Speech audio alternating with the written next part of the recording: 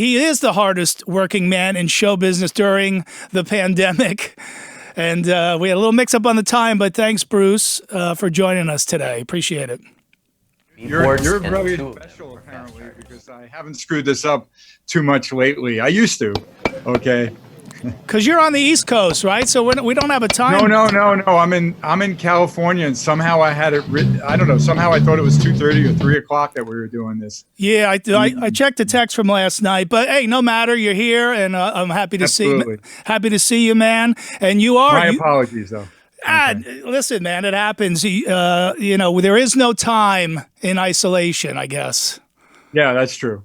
And I was working when I screwed up. I just posted this. I got some people helping me with reaching out to my fans and the best way to maximize it. So they said, you got to do a contest. What are you talking about? And next thing I know, I'm doing a video for a strap and a chat with the lucky winner. You know what I mean? So I'm always doing something. It's always work. Yeah, but it's as a fan as well, and I know you a little bit personally, but I gotta say, man, this is so great. All the stuff you're doing on your Instagram in this downtime. I think anybody who's trying to keep things positive and just keep people's minds off of all the doom and gloom. Your stuff's been so great, man. You're on Instagram, and talk about some of the videos that you've been putting out there. Yeah, it takes a lot of work and preparation. I mean, Lisa's been wonderful, my wife, and I know you've met her. She sends her best. She's told me that you've actually kind of liked a few of the things that she's posted, so that's all good. Look, my home is my stage now. It's my work until it's safe to travel and live concert type things or back to some sort of normalcy. And no one's really clear about that yet. So in the meantime, I have to stay creative. And this has really pushed me in high gear to do content and to be able to reach out and communicate with the fans. And it's been going really well. It means everything to me when the fan says, this made my day better, or I look forward to seeing, your wife, Lisa, singing with you, and these posts. I'm doing more storyteller stuff. I have to, kind of expand on it because I can't only be the human jukebox. For a while there, Don, it was like, can you play this song? Can you play the solo from this song? Can you play that song? Oh my God. I kept laughing with Lisa. I'm like, they think I'm a human jukebox. And it takes me a lot of time to remember some of the material. I'm not familiar with, I had 12 years in the band and all those albums and things. So, but I want to explore a lot of things and other things. I know I put up recently something different where I really show how a song that I was involved with, I Walk Alone, was created. And that's going to be in 3 parts. So that was something that Lisa and I kicked around because, I don't know, I really feel like I do enjoy talking about what I do in music and playing. My clinics, when I do them at a music store, with ESP guitars or something, I'm able to set songs up and tell the story a little bit. So that's kind of the video content besides full performances of songs with Lisa or me jamming along with the Kiss backing track.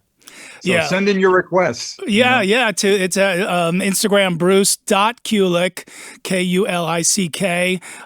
Of course. And you've made my day many a day. And that's why I pop a like on the videos. And I think it's cool that, you're showing the fans, here's how I played some of these classic Kiss songs, and not just the ones from your era. I saw you busted out I Stole Your Love the other day. That was amazing, man. Yeah.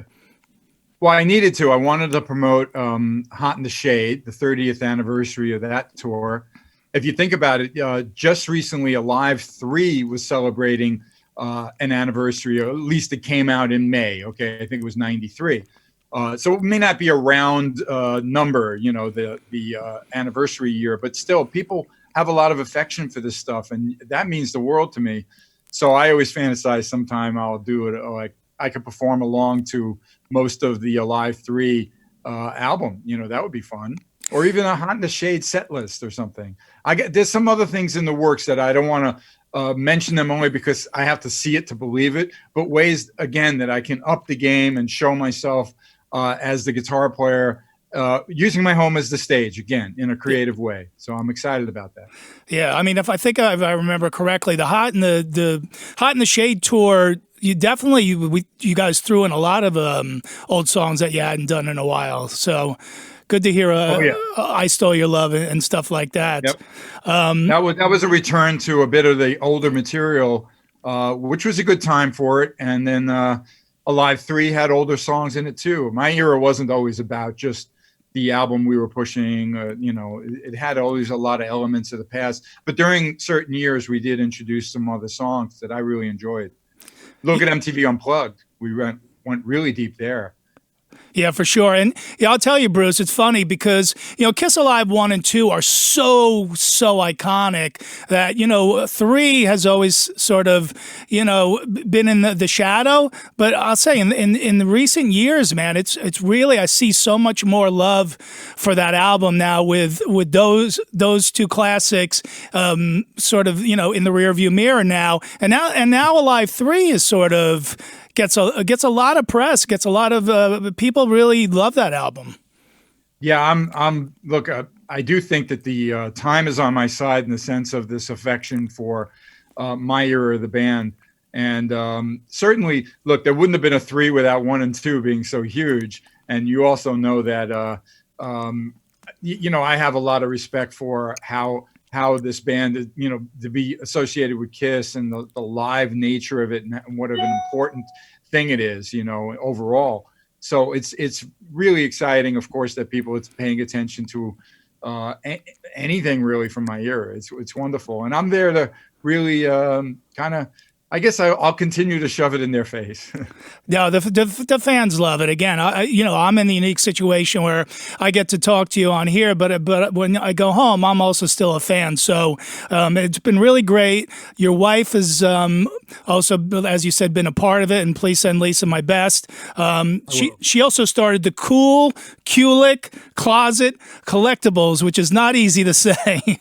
Exactly. And they all begin with a K because you got to keep it all with the K for Kiss. Yeah, we can't do 3 Ks. That won't work. No. I found that out when I edited it suddenly, and then people were giving me some political correctness, and I went like, "Oh, no, I didn't mean to do that." Oops. Okay. Yeah. So, I know you asked me. I know you've been following it, so yeah. I'll this time on video I could actually share like the Concho belt, which was pretty recent. This means a lot to me that I have this. It's been in so many photos. You see it pretty well here. Oh yeah, very well.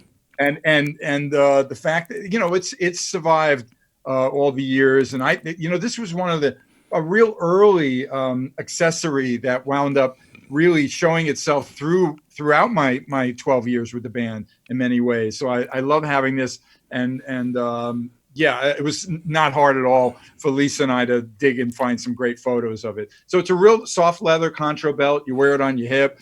You know what I mean? But let's face it, if I wasn't a rock star, you think I'd ever own this or wear it? Yeah. If I didn't play in Kiss, I mean, come on. So I do find it. I should go to my local Vons wearing this. Yeah, you don't see a lot of house painters strapping that on before they go out to work. Exactly. So, now, her first one was this pin, if you remember. Oh wow! And I begged her. I said, "Well, it looks a little brighter than I thought because it's stainless. I mean, it's real silver, so it's stained right now. You know how it oxidizes silver." And she didn't even know we had silver cleaner in the house. It looks pretty good here, but really in person, it doesn't look great. Okay. But I got some ideas with this. It's pretty cool. Explain what it is for the Yeah. But it's a really nice piece. I found it on Melrose. I mean, how great that avenue has been through the years of shopping. I haven't been there in a while, but LA is obviously being so entertainment, world, Yeah. And it's on the back of the Crazy Nights album, of course. I'm wearing it on a thing, and it's very recognizable that way. What else? Let's see. Here, I'll give you a couple that you haven't seen yet. I know you want an exclusive, don't you? Well, of course. That Jamieson show exclusive right here. Exactly. So, and in time, this one would be shared online, but this is one of the later guitar straps that I used. It's just these metal circles, that are, I don't know, it's kind of cool. But, and it's funny, I just noticed on the back, there's a little piece of tape so that the road crew guy my guitar tech would know that it's the Black Explorer it would go on. So Ah. that would be the guitar you see me holding on the cover of Alive 3 inside the eye of Kiss. Oh, wow. So that's pretty cool. Yeah, it's a real nice strap. And this one didn't have any. I always needed a little pad. Yeah, it did have a little spot for the padding. Look, there's Velcro there because I broke a collarbone in '89. I got hit by a car. Luckily, that's the only thing that happened. It's like a football injury. And trust me, I don't play football. Okay, but it wound up being that some straps would like dig into my collarbone. Literally healed like this, kind of like on an angle, and instead of it being a straight bone. And I'm a slender guy anyway, so the strap was there's like a pokey bone here, so I would put like a little padded foam piece that the clothing girl would have stitched in a something soft, and then Velcro it, and there you go. It's like a little shoulder pad, for the strap. Yeah, sure. Got to be innovative. Yeah, right? and I like the little instruction for the guitar tech because you don't want to mix them up. You don't want to have the wrong strap on the wrong guitar. No, can't do that because each guitar, the fact that the where the strap pins are, or in my case they're called strap locks, where they are in the instrument helps the balance. And the length of the strap will be different. Here, I'm giving you a little guitar geekdom, okay? But it's part of performing. So the specific straps should go with specific guitars because every guitar body shape has the strap pins in a different place and all that. You got time for one more? Sure. Okay. So this one, this came out. It's like a plexiglass. It's real nice. And what it says, you remember the Kissologies that came out? VH1 was involved in that.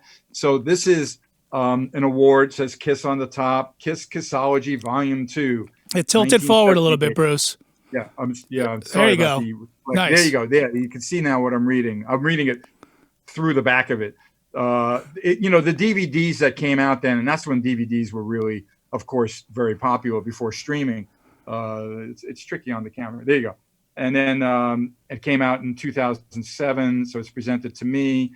And of course, it sold very well. So I was proud of this thing. It sits in my, a little dusty there, Lisa. We got to, anyway, but this will be a hard one to capture, to take some photos, but I have some ideas.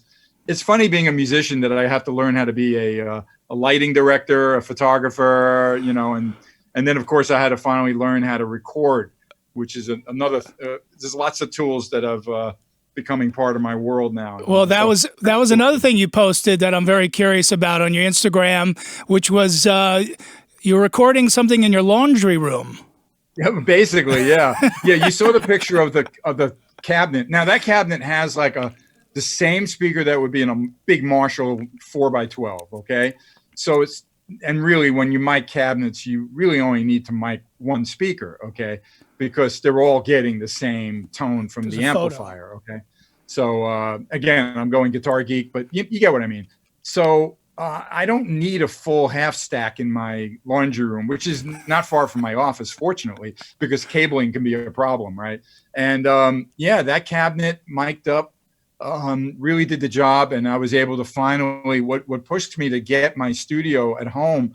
I was always the kind of guy, if I was hired for a session, and I do enjoy doing them, been involved with a lot of projects from people around the world because of the way you could share files, okay, music files. And now it's like, I don't want to go to, the guy in town that has a studio and I have to go there. I don't want to go anywhere. I don't want to touch anybody's stuff right now. It's understandable, okay? So stay home and do the work, right? Everyone work from home. And there's no reason why I couldn't learn. Right now, I'm still I'll say only on, it's doing the job, but GarageBand is considered okay, but There it is. Yeah, you got the microphone there. And then the GarageBand program, now I got a real tube amp in my head in my office, so I'm sending it to that speaker. You put a 57 Shure microphone on there, and that's a real good sounding one, a vintage one that I actually bought with Bob Ezrin years ago. And I'm getting the sounds. I mean, I was first excited about when Chris Jericho, as you all know, of course he's a famous wrestler, but he also has always been a rock singer from that band Fozzy and everything. Of course. And he does a million things, but he loves Kiss. He geeks out with me all the time over the band. I find it hilarious. my version of Kiss was his, first introduction. That's right. As a Yep. young boy growing up in Canada. So, and he knows Brent Fitz very well, the drummer that I use for the cruises and Union. that we're going to record too. Brent was in Union with John Corabi. So anyway, Chris reached out to me about some guys. It was actually Eric Singer who turned me on to these guys from Nashville who actually play with a big country star, Luke Bryan. And they were like, we're doing some Kiss covers and we want you on the second song. And I went like, really? What are you doing? And they played me No, No, No, which was the first single. And the guitar player, Joe McGinnis, just killed it. I was like, he's doing me even better than me. I was flipped out. PJ Farley's on bass from Trickster, who's a great player. He captured Gene's tone and everything. And the drummer, Kent, who's a good buddy of Eric's, did a really fine job. I mean, you wouldn't think like kind of Nashville country guys who are popular or successful there would love Kiss necessarily. But let's face it, music's all now. That's the way it is. I hear that Luke Bryan puts on a real big show and like a rock show, as well. Yeah. So they cut No, No, No. Chris really blew me away the most, to be very honest, that he captured Gene's kind of snot and power in his voice. And then the song that I did with them, which will be out very, very shortly in the next week or two, was Heart of Chrome from Revenge. Okay. Not an easy song. Yeah. And Chris sang the hell out of it. And to be quite honest, I'm just playing the lead guitars. I didn't want the responsibility of the whole guitar track, and Joe's a great guitar player. But they're so excited and the reaction's been so good. They want to do more, and they call it Quarantine with a K, using the Kiss Destroyer font, and they're so excited about it. There it is. All that's when we did our we had a Saturday night, like chat like this, except all of us were on there, and we were all geeking out on Kiss stories, and I'm telling them a little bit about what it was like to record some of that Revenge stuff and everything. But it was really cool, It's another fun thing. That's a silver lining of one of the things that all our lives have changed from the pandemic. So now everyone has to like kind of, I don't even know if I'd be as much doing your show, and thank you for the invitation, but people are aware that I've been active online and discussing things and being really, really very motivated to share music and my feelings about things with everyone. So thank you for the invitation. But these are the silver linings of a terrible situation that's changed all our lives. Yeah. And so now that you have the acoustics finally tuned in the laundry room, you're keeping your fingers nimble, and your wife is singing with you. Yes. Do I smell a Kulick and Kulick album in the near future? Very possible. A lot of people make the comment, when are you going to record? My wife and I did a single 3 years ago, right? 3 years ago. She's what? This is the first time she sat in and watched. She must really like hearing your voice. And we did a song. There was a song from BK3, my last solo record, which was a little over 10 years ago. It's been too long. Yeah. But there was a song that she always loved, and we used a bit of it at our wedding from 2014 when we came out to, walked out as husband and wife. And our piano player friend, who I still am in touch with and work with, he played the song on piano, and Lisa said we should record that. So we did, and it came out real nice. It's on iTunes. It would be Lisa Lane Kulick featuring Bruce Kulick on guitar. And it was kind of tailored. It's really more of a pop song. It's not a cover of a Kiss song. But not a lot of people knew that. We actually had video footage that we will still one day, put together. Learning iMovie or something like that is going to be another thing, But the idea of us performing together has been happening, but more at like Kiss Expos. We've done it like at 3 times. We even got hired. It was a lot of fun. A guy who I'm really good friends with now, a chemist in Nashville, wanted me and Corabi, but our schedules didn't match. But he knew that I performed with my wife at a previous expo, and he said, I got a corporate gig for you guys, which is kind of funny playing for chemists. Okay. So we did a split set, Kiss songs. A gig's a gig.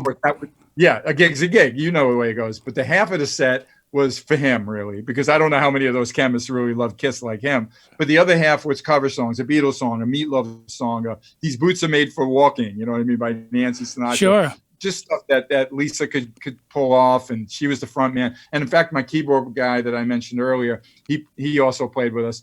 So the possibilities are there. And the exciting thing, I'm glad you brought that up, because there, it gets to a point where it becomes a challenge to just back her on one guitar, especially from songs that are produced with good solos and there's bass movement and there's a great drum beat. And it gets a little, many people perform the backing tracks. So what I'm trying to say is I am going to introduce some tracks, but not a full band. Now that I have my studio working, and that's been my big goal for this week. I am so hungry to do it. I'll just put together what I think I need that will make it easier for us to perform. But again, without it sounding like a whole band's behind us. So those backing tracks will make it more fun for us to continue on with much more songs. Then the repertoire can really expand, So it's exciting. I'm telling you, I've never worked so hard, but it's very rewarding in a sense, though, in a very scary time too. But I try to stay focused on the positive stuff, all of this creativity, and I hope it's been the same for you, that you have even more enthusiasm for what you do, because this isn't our world kind of isn't the way it was.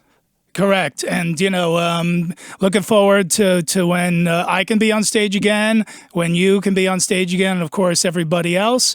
And hopefully sooner than later. Always look forward to seeing you play, whether it's on Instagram now, which has been fantastic. And then thank you for keeping us entertained during this time. Hopefully I'll see you out with Grand Funk when the time comes. And hopefully, much like Kiss, we'll all be unmasked soon.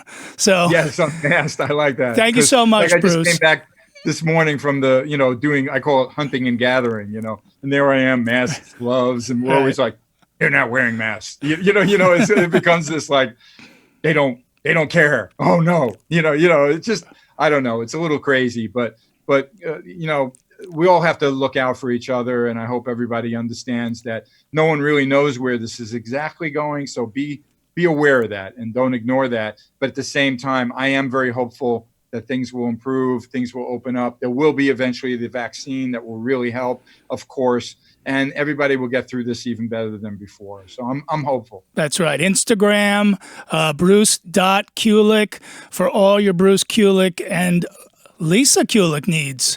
And we'll look forward. Lisa Lane Kulick is her Instagram, but she's just learning it, I'm teaching her a little bit more. And we'll look forward to Live from the Laundry Room in the near future. Absolutely. Thanks for all the positivity, Bruce. All right. Thank you so much, Don. I'll talk to you again. Bye-bye now.